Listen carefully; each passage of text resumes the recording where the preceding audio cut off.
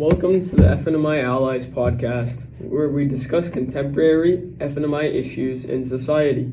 Our mission is to spread awareness about issues faced by FNMI figures in their daily lives. This podcast is based on weeks on end of research from credible sources regarding the silencing of Indigenous issues across Canada. Today, our hope would be to shed light on the problems in the Indigenous education system and, in general, bring awareness to the multitude of problems in reserves. My name is Adam, and I'm here today with my co-hosts Russell. Hello. Mitch. Hello. And Theo. Hey. So today I want to talk about, just to start, the way these schools work on reserves. So from my research, I found out that there is around 518 schools on reserves across Canada, all of which the funding for falls under the federal government. To put that into perspective, the federal government isn't set up to support funding for schools. That often falls under provincial government. And because of that, they don't do it right. They tend to underfund them, and they don't put the funding into the right places when it's needed. So I really think that we need to work on this issue specifically, right? We need to work through and figure out a way that we can take the funding from the federal government and get provincial governments to handle it instead. So like in your research, did you find any reasons why it fell under the federal government, or was it like maybe like some outdated policies or something? Yeah, I mean, I believe that when I was looking up information, I think I found that it fell under the federal government because of one of the early acts passed, Indian acts that were passed. So, I mean, to think that it still falls under that because of a highly outdated piece of paper that was signed, pretty much the Indigenous people were forced to sign without knowing what they were really signing for. Yeah. All right. I think ultimately, in the grand scheme of things, the province might not be able to fund as much as the federal government can, even though the federal government funds a minimal amount. Yeah. Another kind of point that I really wanted to touch on was within the last year or so, research has shown that residential schools across Canada has received a 19% increase in spendings and spendable money towards like textbooks, water, etc., everything, whilst us here in the GTA and New York region areas have received a 45% increase, so pretty much a 25 increase between the two. So I was just wondering about everyone's opinions on that, because to me personally, like 25% is a very big difference in spending ability.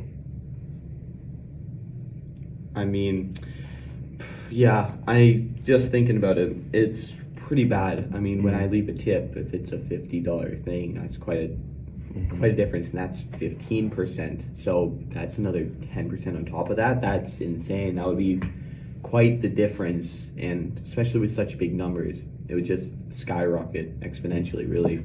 So I mean, that difference in funding would really mess up anybody who had With textbooks and different education needs like that, I feel like it's almost crucial for the students to be allowed or almost have that, because imagine you were in that scenario and you didn't have any resources to learn as well. Yeah, I can only imagine that. I mean, personally, I use this library pretty much every other day. I know a lot of other students benefit from this kind of stuff, and I couldn't imagine reading and reference source without my materials being there. I don't know. How do you guys feel about the library? Do you find it to be important in your school career? Yeah, I think it's very important. I go to the library fairly often. When I have lots of homework or assignments I need to work on, so I'll head to the library and work on those. It's something that I need, because I really don't want to be working on it at home, right, after school and stuff. I don't use the library very much, but I would know that also, other than a library and the resources that we have in here, we use tech a lot at this school. Tech's it's one of the biggest things. It's like our selling factor for our school is that everything is tech based here. It's a very tech heavy school. So I mean, that's not a thing other places, not even other schools around us. So on reserves, it would probably be just abysmal. It wouldn't exist. There wouldn't be any tech in other schools, in reserves and such. So I mean, just having that as an advantage is such an incredible thing that I hope that funding can get to other schools to provide that as well. So I found out in these schools, that they have their own separate curriculum designed by people who are also Indigenous.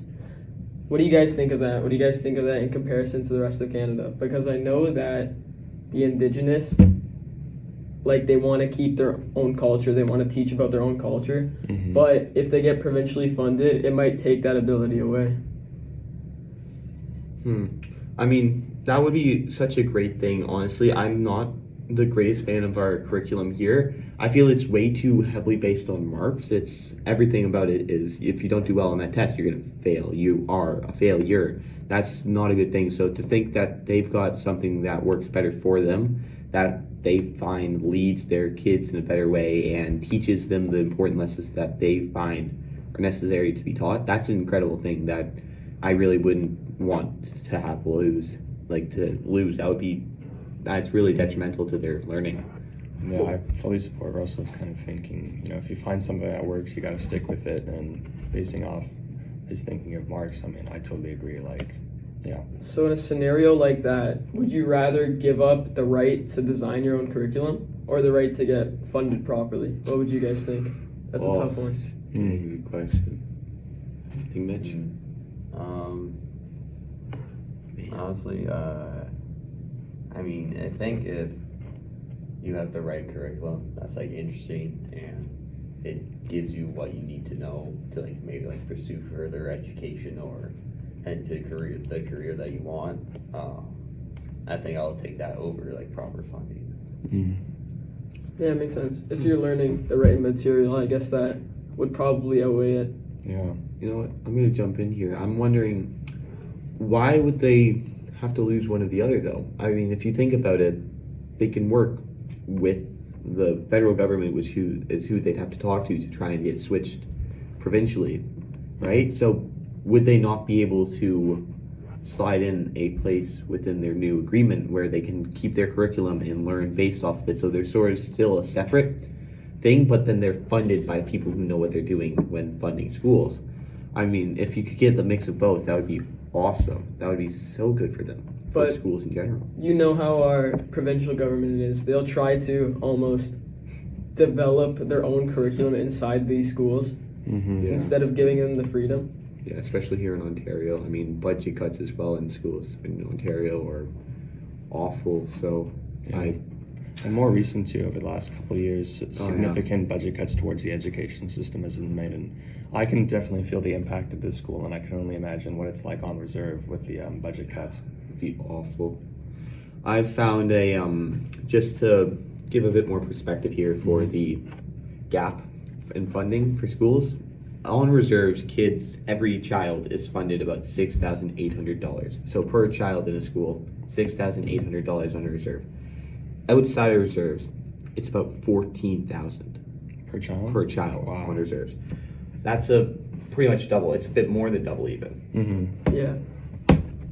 I mean, just thinking about that, that shows just how much of a difference there is in time gap.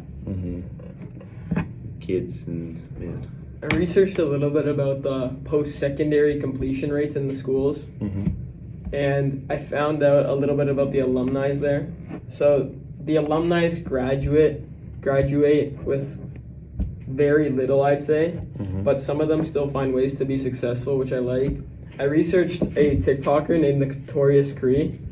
He does dancing TikToks and almost represents his culture however he see fit. And it seems like he's living a great life, even though he attended a school with minimal funding and almost like a limited education. I mean, that's just like such an inspiring story, you know. That's kind of really bringing light to that, and it's showing that it is possible to get through this. But even kind of reverting back, it shouldn't have to be an issue to go to school and be like lacking in finance.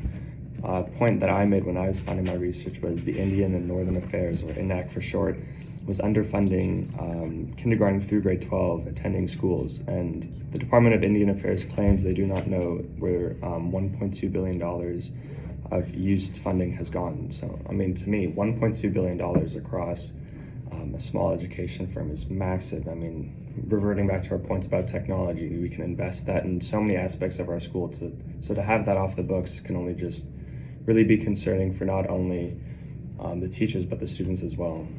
Yeah. 100% agree with you here. Yeah. Yeah, I mean, going back to what you said there, Adam, about the alumni, that Notorious Cree is sad to say, but I think he might be an outstander, you know? Mm. An Yeah, outlier, so- he's the one case that everybody hopes their kid is. They're the successful one that The one out didn't of need to 1,000. rely on the education, like Elon Musk or any other rich dude before them. Or woman. Rich dude or woman, sorry. It's on me. I need to better my speech here.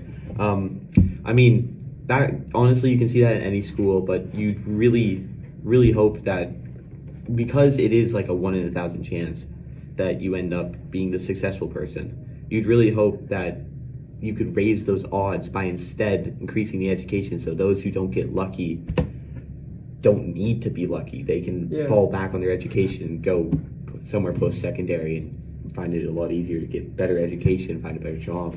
I ultimately see Notorious Cree as like a great person in that sense, like a great role model, because he graduated from that school where he didn't have much learning to get from, and look at him now. He's living life and like almost thriving. And another thing I wanted to touch on is that 89% of non-Indigenous people had received a high school diploma in 2011, whereas only 72% of Indigenous people had received a high school diploma, according to the 2012 APS. What do you guys think of that?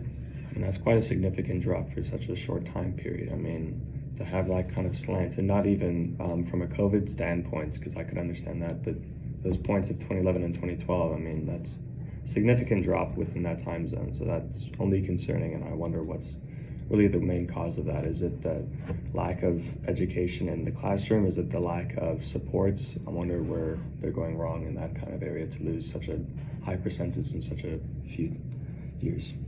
Yeah, for sure. It's definitely like 17% is a big gap between like who had completed and who hadn't completed. So, I mean, like, I don't know what the reasons were, but like maybe because they were like busy with like maybe work or you know other issues with like family or something. Yeah. Actually, I'm going to cut you off there for today, guys. We are running out of time, and I believe that we're going to have to cut it here. I mean, if anybody watching the video here, I hope you enjoyed. I want to keep this conversation going. If you have anything you want to add, please add it in the comments. We will be watching for them, and we will respond to keep this conversation going. Until our next episode, I'm going to say bye here. Yeah, see you. Bye. Bye. Have a good one, everyone.